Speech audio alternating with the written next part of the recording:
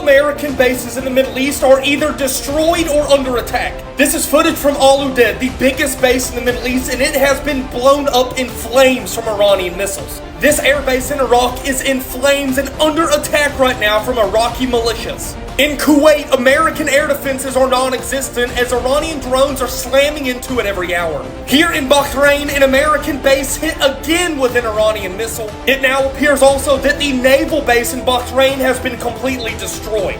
This strike right here is the reason that the Americans on that radar blowing up cannot detect anything. This was the biggest radar in the Middle East for US bases. There are only a few American defense systems left, as you can see right here, with everything else being relocated to Israel to protect them instead. The US has probably a day or two left of air defenses before they are completely overrun. It's already been confirmed in Bahrain, all American bases are out of air defenses, as you see smoke still rising on the naval one. Iran looks as though it's on the inside track to win this war.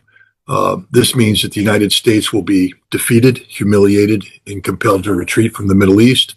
Israel will be left alone, and the Gulf Arab states will have to purge their soil of American military bases. Now, people can sit here and say that's pie in the sky, but I dare you to contradict me on anything I just said. If you're the emir of any of the Gulf Arab states, and you have been promised the guarantee of American security, and you're watching your cities and your docks and your airports go up in flames, and there's nothing the United States can do to stop it, prove me wrong. If you're the emir of Bahrain, watching the Shia population rise up in the streets threatening to overthrow you, prove me wrong. If you are the king of Saudi Arabia, looking at your eastern oil fields ablaze, prove me wrong. If you are the emir of Qatar, looking at your liquid natural gas fields, unable to produce, prove me wrong. If you're an energy producer in the Middle East, unable to ship your energy out of the Strait of Hormuz, prove me wrong. If you're Israel, watching your cities get pummeled every day, every hour, prove me wrong. And look at Iran. They lost the Ayatollah Ali Khamenei. And all that did is strengthen them. There aren't people in the streets demanding the overthrow of the government. The Iranian people are rallying around their nation. And the Iranians have shown that they are more prepared for this war than anybody. So prove me wrong. I know it's not a popular position to take, but it's a fact-based position. It's based upon years of geopolitical analysis and military analysis. Unless something fundamentally changes in the way this war is being prosecuted, the United States and its allies will run out of ammunition in a few weeks' time. Iran will not run out of ammunition. Prove me wrong. Shalom, Israel. First and foremost, I would like to give all praises, honor, and glory to Yahweh, Bahashem, Yahweh Shai, Bahashem, Rakah, Quadash, and the sincere salutations to the hopeful elect. Lord's willing, this lesson be edifying and straight to the point. This war between the United States and Iran is a war of attrition. And a war of attrition is a military strategy aiming to win by wearing down the enemy to the point of collapse through continuous losses in personnel, equipment, and morale, rather than through swift, decisive maneuvers. It is a long-term, grinding conflict, often relying on superior resources to outlast the opponent's capacity and will to fight. Iran has been preparing 20 plus years for this conflict with the United States. And what we're witnessing is Iran waging war against the entire global economy. And this is due to America pushing Iran past its breaking point. Right now, you're saying Iran does not want a ceasefire. We are not asking for a ceasefire. And we don't see any reason why we should negotiate with the US. When we negotiated with them twice, and every time they attacked us at the middle of negotiations. So there is no request for a ceasefire by us, and there is no request for the negotiation with the US from us. We have never sent any messages to them. So not only is Iran striking America's GCC allies, such as the UAE, Kuwait, and Saudi Arabia. But they're also going after the critical energy infrastructure. Now, we're seeing damage to several energy facilities that has caused global prices to spike. And these spikes and increases in prices are going to lead to hyperinflation. So this is a great strategy by Iran. Okay? And don't forget, they also have blocked the Strait of Hormuz. So these GCC nations are coming together, having meetings and discussing their next move after the United States has failed to protect them. Because remember, these allies of the United States, they have what? Security guarantees. And a lot of these security guarantees deal with the protection from the United States against Iran. The United States provides security guarantees to GCC countries, Saudi Arabia, Kuwait, primarily to counter regional threats like Iran and terrorism. These guarantees include stationing U.S. forces in Qatar and the UAE, providing advanced defense systems and fostering maritime, border, and cybersecurity cooperation. So America is not holding up their part of the deal.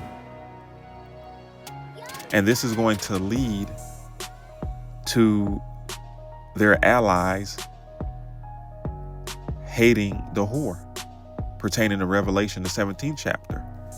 Revelation chapter 17, and we're going to start at verse 4.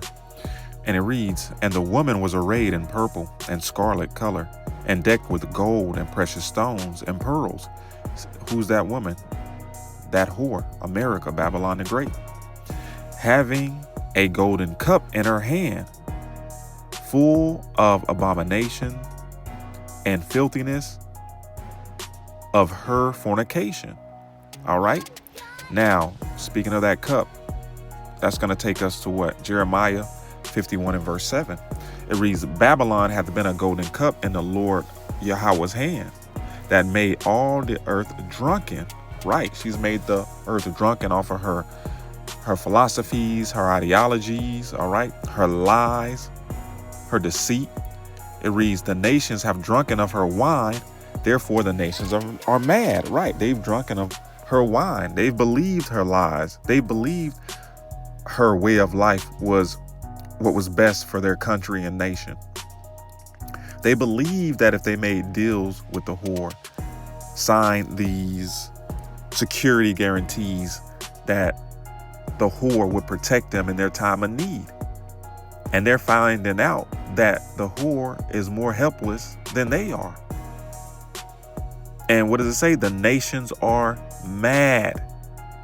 They are mad. It reads, matter of fact, let's go back to 17. And we're going to jump down to, matter of fact, let's read 5. "And upon her forehead was the name written, Mystery Babylon." Right, because it's not talking about ancient Babylon. It's speaking of this nation that has all the characteristics of Babylon and all these the wicked empires before it rolled up into one. Okay, this great melting pot of peoples and religions and of wickedness. It says, "Mystery Babylon the Great, the mother of harlots and abominations of the earth," because that's what America gives birth to. She gives birth to nothing but abominations. Okay? Plain and simple. And then she spreads it to these other countries, pushing her agendas. We're going to jump down to 15, it says, and he saith unto me, the waters which thou sawest, where the whore sitteth, are peoples and multitudes and nations and tongues. Right, the great melting pot. Okay, it's a great melting pot here in America. All nations, creeds, colors, you name it. It says, and the 10 horns which thou sawest upon the beast. All right, and think of that image that I had at the beginning of the lesson. Okay, the beast is made up of the EU and NATO. The EU for its monetary might and NATO for its military might. And the whore sits upon the beast and manipulates it and to do its bidding. She puts sanctions and tariffs and God knows what else on your nation when you don't do or bend the knee. You know, when you don't do what they say. And then if all else fails, Article 5, they march in there with NATO and Gaddafi you. Okay? So it reads, and the 10 horns which thou sawest upon the beast, these shall hate the whore. All right? And you're witnessing all of these nations hating the whore. And ultimately, not only are America's enemies going to shoot nuclear weapons on them, but her so-called allies are going to turn on her and shoot their nukes on her also. Okay? It says, matter of fact, let's grab real quick Obadiah and we'll go straight to the point. It reads,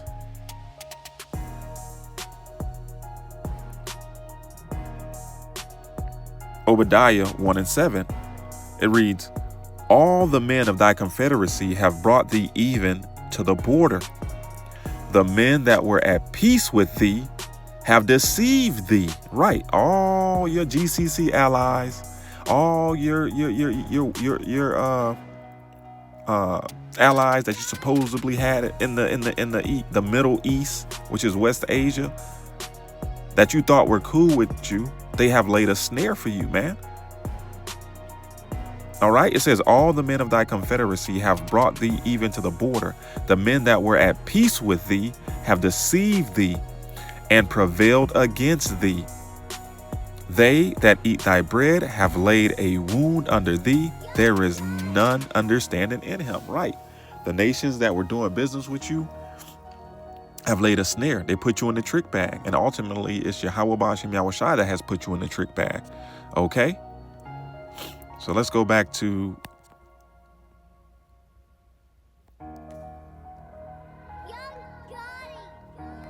Revelation 17. Salaki if I'm all over the place. Adawan Ratazai comes together. So it says, Revelation 17 and 16, and the 10 horns which thou sawest upon the beast, these shall hate the whore. Who's the whore? America. Who's the beast? The EU and NATO. And shall make her desolate and naked, and shall eat her flesh and burn her with fire. Okay, and this is what all of this commotion, all right, in the East is going to lead to. The destruction of America by intercontinental ballistic missiles. Thus saith the Lord, Yahweh Ba'ashem Yahushai. Okay? Now back to Jeremiah 51 and 8. It says, Babylon is suddenly fallen and destroyed. Howl for her. Take balm for her pain. If so, she may be healed. Right. Take some ointment for her pain. Try to heal her. Try to fix her.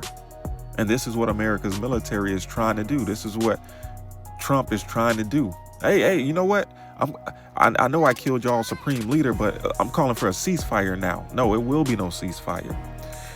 It reads, we would have healed Babylon, but she is not healed. Forsake her and let us go, everyone into his own country, for her judgment reacheth unto heaven and is lifted up even to the skies. And that's, hey, it is what it is. We're witnessing major judgment, okay, by the Heavenly Father, Yahweh Ba'ashem Yahushai. All right. So I'm going to end it there. Lord's willing, this lesson was edifying. Shalom Israel. Wa abad babal.